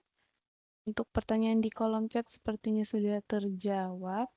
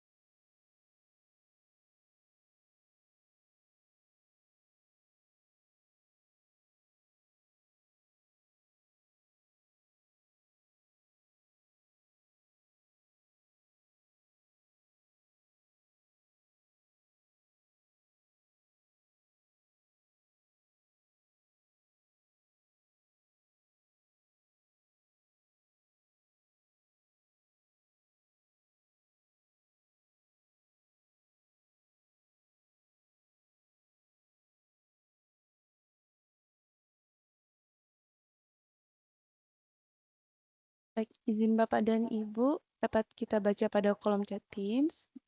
Informasi dari Ibu Ismi untuk pertanyaan seputar perpajakan bisa menghubungi nomor layanan Kanwil DJPB Sumber Jambi via WA pada nomor yang tertera 08518 3035 050.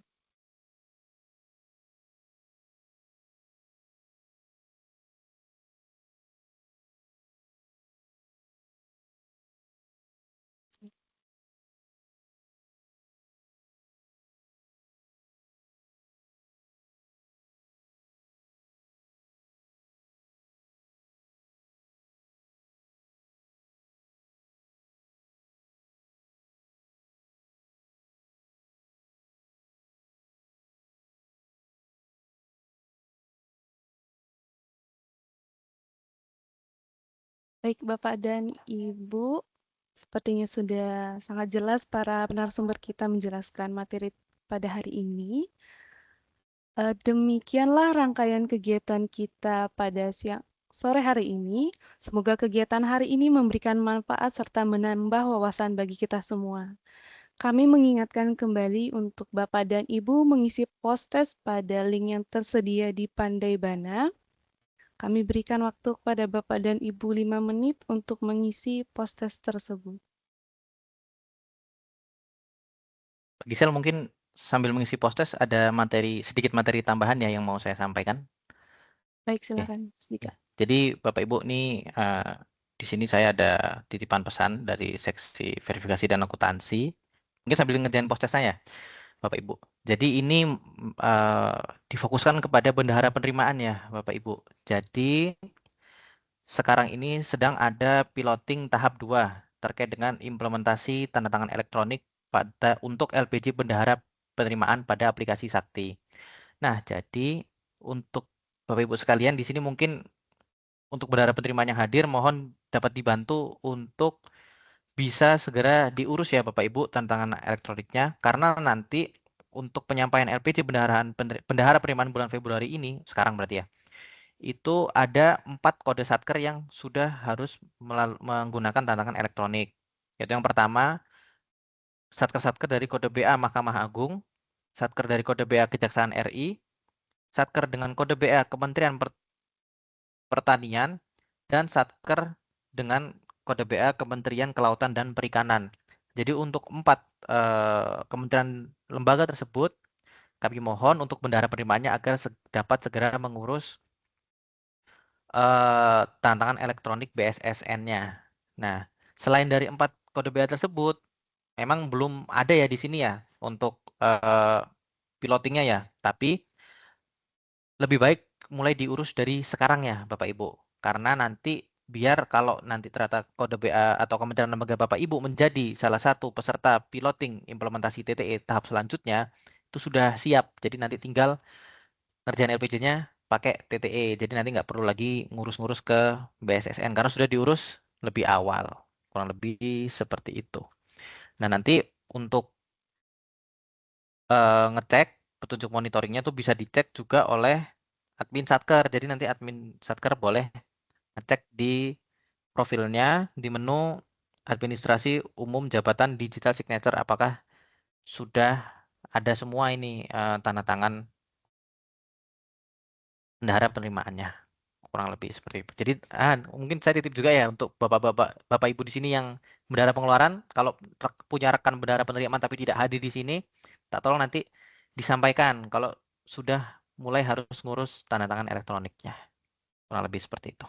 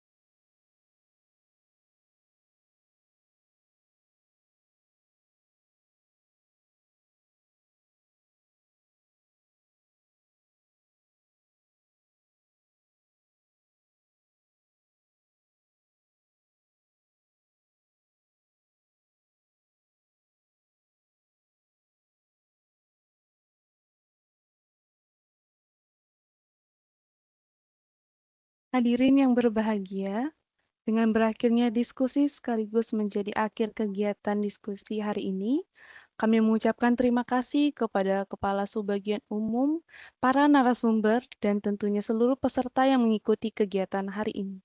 Kami menyampaikan permohonan maaf apabila selama kegiatan berlangsung terdapat kesalahan yang tidak kami sengaja. Akhir kata, kami segenap tim yang bertugas pamit undur diri. Terima kasih atas partisipasi aktif Bapak dan Ibu. Selamat beraktivitas kembali.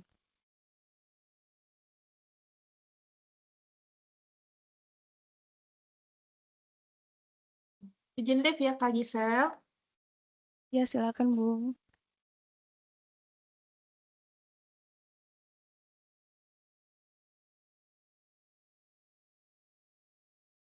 Ingatin Reza dulu.